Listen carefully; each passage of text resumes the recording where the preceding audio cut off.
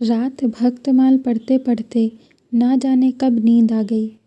कैसे कैसे महात्मा थे जिनके लिए भगवत प्रेम ही सब कुछ था, इसी में मग्न रहते थे। ऐसी भक्ति बड़ी तपस्या से मिलती है। क्या मैं यह तपस्या नहीं कर सकती? इस जीवन में और कौन सा सुख रखा है? आभूषणों से जिसे प्रेम हो वह जाने। यहाँ तो इनको देखकर आंखें फूटती हैं। धन दौलत पर जो प्राण देता हो वह जाने। यहाँ तो इसका नाम सुनकर ज्वार सा चढ़ जाता है। कल पगली सुशीला ने कितनी उमंगों से मेरा श्रृंगार किया था, कितने प्रेम से बालों में फूल गुथे थे। कितना मना करती रही, ना मानी। आखिर वही हुआ जिसका मुझे भय था। जितनी देर उसके साथ हंसी थी उससे कहीं ज़्यादा रोई। संसार में ऐसी भी कोई स्त्री है जिसका पति उसका श्रृंगार देखकर सिर से पांव तक जल उठे? कौन ऐसी स्त्री है जो अपने पति के मुंह से ये शब्द सुने, तुम मेरा परलोक बिगाड़ोगी और कुछ नहीं, तुम्हारे रंग ढंग कहे देते हैं, और उसका दिल विष खा लेने को ना चाहे। भगवान, संसार में ऐसे भी मनुष्य हैं। आखिर मैं नीचे चली गई और भक्तमाल पढ़ने लगी। अब वृंदावन बिहारी ही की सेवा करूंगी, उन्हीं को अपना श्रृंगार दिखाऊंगी। वह तो देखकर ना जलेंगे, वह तो मेरे मन का हाल जानते हैं। भगवान, मैं अपने मन को कैसे समझाऊं? तुम अंतर्यामी हो, तुम मेरे रोम रोम का हाल जानते हो। मैं चाहती हूँ कि उन्हें अपना इष्ट समझूं, उनके चरणों की सेवा करूं, उनके इशारे पर चलूं। उन्हें मेरी किसी बात से, किसी व्यवहार से नाम मात्र का भी दुख ना हो। वह निर्दोष हैं। जो कुछ मेरे भाग्य में था वह हुआ। ना उनका दोष है, ना माता पिता का। सारा दोष मेरे नसीबों का ही है। लेकिन यह सब जानते हुए भी जब उन्हें आते देखती हूँ तो मेरा दिल बैठ जाता है।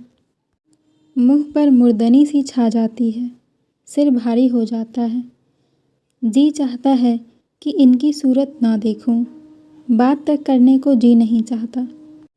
कदाचित शत्रु को भी देखकर किसी का मन इतना क्लांत ना होता होगा। 2-1 दिन के लिए कहीं चले जाते हैं तो दिल पर से एक बोझ सा उठ जाता है। हंसती भी हूँ, बोलती भी हूँ, जीवन में कुछ आनंद आने लगता है। लेकिन उनके आने का समाचार पाते ही फिर चारों ओर अंधकार। मुझे तो ऐसा जान पड़ता है कि पूर्व जन्म में हम दोनों में वैर था। उसी वैर का बदला लेने के लिए इन्होंने मुझसे विवाह किया है। वही पुराने संस्कार हमारे मन में बने हुए हैं। नहीं तो वह मुझे देख देख कर क्यों जलते और मैं उनकी सूरत से क्यों घृणा करती। विवाह करने का तो यह मतलब नहीं हुआ करता। मैं अपने घर इससे कहीं सुखी थी। कदाचित मैं जीवन पर्यंत अपने घर आनंद से रह सकती थी। लेकिन इस लोक प्रथा का बुरा हो जो अभागिनी कन्याओं को किसी न किसी पुरुष के गले में बांध देना अनिवार्य समझती है। युवती के लिए पति कैसी कैसी मधुर कल्पनाओं का स्रोत होता है। पुरुष में तो उत्तम है, श्रेष्ठ है, दर्शनीय है। उसकी सजीव मूर्ति इस शब्द के ध्यान में आते ही उसकी नज़रों के सामने आकर खड़ी हो जाती है। लेकिन मेरे लिए यह शब्द क्या है? हृदय में उठने वाला सूल, कलेजे में खटकने वाला कांटा, आँखों में गड़ने वाली किरकिरी। सुशीला को हमेशा हंसते देखती हूँ। वह कभी अपनी दरिद्रता का गिला नहीं करती।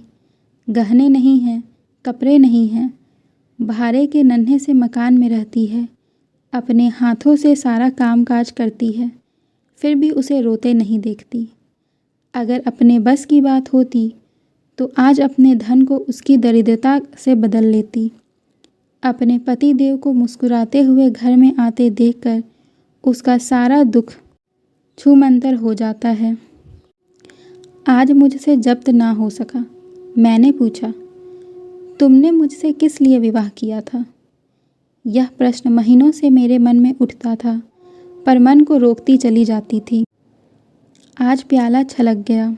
यह प्रश्न सुनकर कुछ बौखला से गए, बगले झांकने लगे। खीसे निकाल कर बोले, घर संभालने के लिए, गृहस्थी का भार उठाने के लिए, और नहीं क्या भोग विलास के लिए। घरनी के बिना यह आपको भूत सा डेरा मालूम होता था। नौकर चाकर घर की संपत्ति उड़ाए देते हैं। जो चीज़ जहाँ पड़ी रहती थी वहीं पड़ी रहती थी, उसको देखने वाला कोई ना था। तो अब मालूम हुआ कि मैं इस घर की चौकसी करने के लिए लाई गई हूँ। मुझे इस घर की रक्षा करनी चाहिए और अपने को धन्य समझना चाहिए कि यह सारी संपत्ति मेरी है। मुख्य वस्तु संपत्ति है, मैं तो केवल चौकीदारिन हूँ।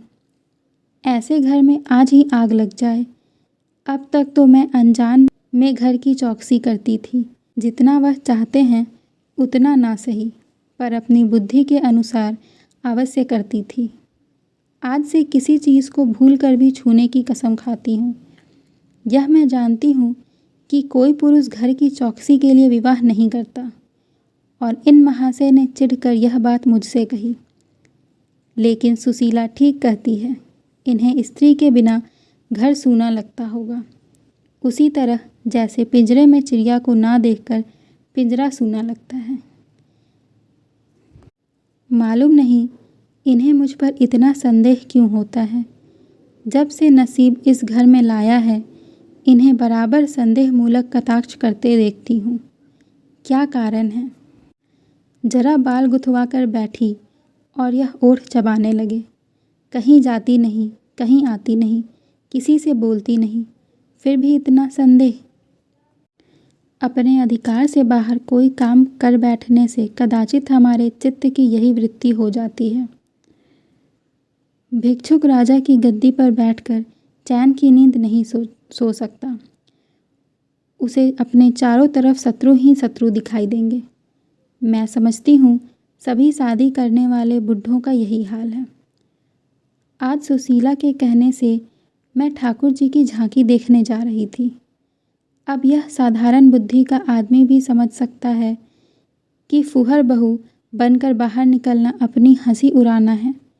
लेकिन आप उसी वक्त ना जाने किधर से टपक पड़े और मेरी ओर तिरस्कारपूर्ण नेत्रों से देखकर बोले, कहाँ की तैयारी है? मैंने कह दिया, जरा ठाकुर जी की झांकी देखने जाती हूँ। इतना सुनते ही त्योड़ियाँ चढ़ाकर बोले, तुम्हारे जाने की कुछ ज़रूरत नहीं। जो स्त्री अपने पति की सेवा नहीं कर सकती, उसे देवताओं के दर्शन से पुण्य के बदले पाप होता है। मुझसे उड़ने चली हो। मैं औरतों की नस नस पहचानता हूँ। ऐसा क्रोध आया कि बस अब क्या कहूँ। उसी दम कपड़े बदल डाले और प्रण कर लिया कि अब कभी दर्शन करने ना जाऊँगी। इस अविश्वास का भी कुछ ठिकाना है। ना जाने क्या सोचकर रुक गई। उनकी बात का जवाब तो यही था कि उसी क्षण घर से चल खड़ी होती, फिर देखती मेरा क्या कर लेते। इन्हें मेरा उदास और विमन रहने पर आश्चर्य होता है। मुझे मन में कृतघ्न समझते हैं। अपनी समझ में इन्होंने मेरे साथ विवाह करके शायद मुझ पर बहुत बड़ा एहसान किया है।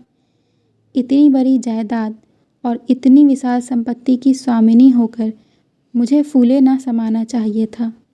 आठों पहर इनका यशगान करते रहना चाहिए था। मैं यह सब कुछ ना करके उल्टे और मुंह लटकाए रहती हूँ। कभी कभी मुझे बेचारे पर दया आती है। यह नहीं समझते कि नारी जीवन में कोई ऐसी वस्तु भी है जिसे खोकर उसकी आँखों में स्वयं भी नरक तुल्य हो जाता है।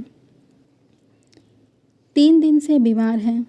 डॉक्टर कहते हैं बचने की आशा नहीं, निमोनिया हो गया है। पर मुझे ना जाने क्यों इनका गम नहीं है। मैं इतनी वज्र हृदय कभी ना थी। ना जाने वह मेरी कोमलता कहाँ चली गई। किसी बीमार की सूरत देखकर मेरा हृदय करुणा से चंचल हो जाता था। मैं किसी का रोना नहीं सुन सकती थी।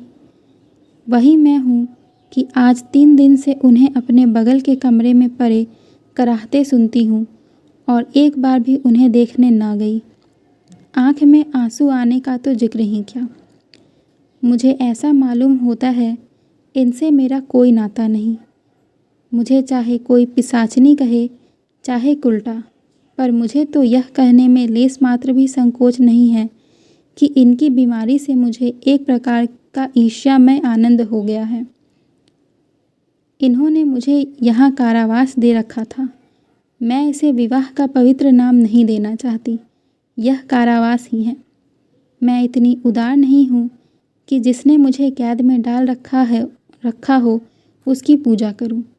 जो मुझे लात से मारे उसके पैरों को चूमी। मुझे तो मालूम हो रहा है ईश्वर इन्हें इस पाप का दंड दे रहे हैं। आज 3 दिन हुए मैं विधवा हो गई। कम से कम लोग यही कहते हैं। जिसका जो जी चाहे कहे, पर मैं अपने को जो कुछ समझती हूँ वह समझती हूँ। मैंने चूड़ियाँ नहीं तोड़ी, क्यों तोड़ूँ? मांग में सिंदूर पहले भी न डालती थी, अब भी नहीं डालती। बूढ़े बाबा का क्रियाकर्म उनके सुपुत्र ने किया, मैं पास न फटकी। घर में मुझ पर मनमानी आलोचनाएं होती रहीं। कोई मेरे गुथे हुए बालों को देखकर नाक सिकोड़ता, कोई मेरे आभूषणों पर आंख मटकाता है। यहाँ इसकी चिंता नहीं। इन्हें चिढ़ाने को मैं भी रंग बिरंगी साड़ियाँ पहनती हूँ और बनती संवरती हूँ। मुझे जरा भी दुख नहीं। मैं तो कैद से छूट गई। इधर कई दिन बाद सुशीला के घर गई। छोटा सा मकान है, कोई सजावट ना सामान, चारपाइयाँ तक नहीं, पर सुशीला कितने आनंद से रहती है। उसका उल्लास देखकर मेरे मन में भी भांति भांति की कल्पनाएं उठने लगती हैं। उन्हें कुत्सित क्यों कहूँ, जब मेरा मन उन्हें कुत्सित नहीं समझता। इनके जीवन में कितना उत्साह है। आंखें मुस्कुराती रहती हैं, होठों पर मधुर हास्य खेलता रहता है। इस आनंद से चाहे वह कितना ही क्षणिक हो, जीवन सफल हो जाता है। फिर उसे कोई भूल नहीं सकता। एक दिन मैंने सुशीला से कहा, अगर तेरे पति देव कहीं परदेश चले जाएं तो रोते रोते मर जाएगी। सुशीला गंभीर भाव से बोली, नहीं बहन, मरूंगी नहीं। उनकी याद सदैव प्रफुल्लित करती रहेगी, चाहे उन्हें परदेश में बरसों लग जाएं। मैं यही प्रेम चाहती हूँ। इसी चोट के लिए मेरा मन तड़पता है। मैं भी ऐसी ही स्मृति चाहती हूँ, जिसे दिल की तार सदैव बजती रहे। रात रोते रोते हिचकियाँ बंध गई। ना जाने क्यों दिल भर भर आता था। अपना जीवन सामने बिहर मैदान की भांति फैला हुआ मालूम होता था, जहाँ बगलों के सिवा हरियाली का नाम नहीं। घर फारे खाता था। चित्त ऐसा चंचल हो रहा था कि कहीं उड़ जाऊं। आजकल भक्ति की ग्रंथों की ओर ताकने को जी नहीं चाहता। कहीं सैर करने जाने की भी इच्छा नहीं होती। मैं क्या चाहती हूँ वह मैं स्वयं नहीं जानती, लेकिन मैं जो नहीं जानती वह मेरा एक एक रोम जानता है। मैं अपनी भावनाओं की सजीव भूमि हूँ। मेरा एक एक अंग मेरी आंतरिक वेदना का आर्तनाद कर रहा है। मेरे चित्त की चंचलता उस अंतिम दशा को पहुँच गई जब मनुष्य को निंदा की ना लज्जा रहती है ना भय। जिन लोभी स्वार्थी माता पिता ने मुझे कुएं में ढकेला, जिस पाषाण हृदय प्राणी ने मेरी मांग में सिंदूर डालने का स्वांग किया, उनके प्रति मेरे मन में बार बार दुष्कामनाएं उठती हैं। मैं उन्हें लज्जित करना चाहती हूँ। मैं अपने मुंह में कालिख लगाकर उनके मुख में कालिख लगाना चाहती हूँ। मैं अपने प्राण देकर उन्हें प्राण दंड दिलाना चाहती हूँ। मेरा नारित्व लुप्त हो गया है। मेरे हृदय में प्रचंड ज्वाला उठी हुई है। घर के सारे आदमी सो रहे थे। मैं चुपके से नीचे उतरी, द्वार खोला और घर से निकली, जैसे कोई प्राणी गर्मी में व्याकुल होकर घर से निकले और किसी खुली हुई जगह की ओर दौड़े। उस मकान में मेरा दम घुट रहा था। सड़क पर सन्नाटा था। दुकानें बंद हो चुकी थी। सहसा एक बुढ़िया आती हुई दिखाई दी। मैं डरी कहीं चुड़ैल ना हो। बुढ़िया ने मेरे समीप आकर मुझे सिर से पांव तक देखा और बोली, किसकी राह देख रही हो? मैं चिढ़कर बोली, मौत की। बुढ़िया बोली, तुम्हारे नसीबों में तो अभी ज़िंदगी के बड़े बड़े सुख भोगने लिखे हैं। अंधेरी रात गुजर गई, आसमान पर सुबह की रोशनी आ रही है। मैंने हंसकर कहा, अंधेरे में भी तुम्हारी आंखें इतनी तेज हैं कि नसीबों की लिखावट पढ़ लेती हो। बुढ़िया बोली, आँखों से नहीं पढ़ती बेटी, अक्ल से पढ़ती हूँ। धूप में चूरे नहीं सफ़ेद किए हैं। तुम्हारे बुरे दिन गए और अच्छे दिन आ रहे हैं। हंसो मत बेटी, यही काम करते इतनी उम्र गुजर गई। इसी बुढ़िया की बदौलत जो नदी में कूदने जा रही थी, वे आज फूलों की सेज पर सो रही है। जो जहर का प्याला पीने को तैयार थी, वे आज दूध की कुल्लियाँ कर रही हैं। इसीलिए इतनी रात गए निकलती हूँ कि अपने हाथों किसी अभागिन का उद्धार हो सके तो करूँ। किसी से कुछ नहीं मांगती, भगवान का दिया सब कुछ है। केवल यही इच्छा है कि अपने से जहाँ तक हो सके दूसरों का उपकार करूं। जिन्हें धन की इच्छा है उन्हें धन, जिन्हें संतान की इच्छा है उन्हें संतान। बस और क्या कहूँ। वह मंत्र बता देती हूँ, जिसकी जो इच्छा हो वह पूरी हो जाए। मैंने कहा, मुझे ना धन चाहिए ना संतान। मेरी मनोकामना तुम्हारे बस की बात नहीं। बुढ़िया हंसी, बेटी, जो तुम चाहती हो वह मैं जानती हूँ। तुम वह चीज़ चाहती हो जो संसार में होते हुए स्वर्ग की है, जो देवताओं के वरदान से भी ज़्यादा आनंदप्रद है, जो आकाश कुसुम है, गुलर का फूल है और अमावस का चांद है। लेकिन मेरे मंत्र में वह शक्ति है जो भाग्य को भी संवार सकती है। तुम प्रेम की प्यासी हो। मैं तुम्हें उस नाव पर बैठा सकती हूँ जो प्रेम के सागर में प्रेम की तरंगों पर क्रीड़ा करती हुई तुम्हें पार उतार देगा। मैंने उत्कंठित होकर पूछा, माता, तुम्हारा घर कहाँ है? बुढ़िया, बहुत नज़दीक है बेटी। तुम चलो तो अपनी आँखों पर बैठाकर ले चलो। मुझे ऐसा मालूम हुआ कि यह कोई आकाश की देवी है। उसके पीछे पीछे चल पड़ी। वह बुढ़िया जिसे मैं आकाश की देवी समझती थी, नरक की डाइन निकली। मेरा सर्वनाश हो गया। मैं अमृत खोजती थी, विष मिला। निर्मल स्वच्छ प्रेम की प्यासी थी, गंदे विषाक्त नाले में गिर पड़ी। वह वस्तु ना मिलनी थी, ना मिली। मैं सुशीला का सा सुख चाहती थी, कुलटाओं की विषय वासना नहीं।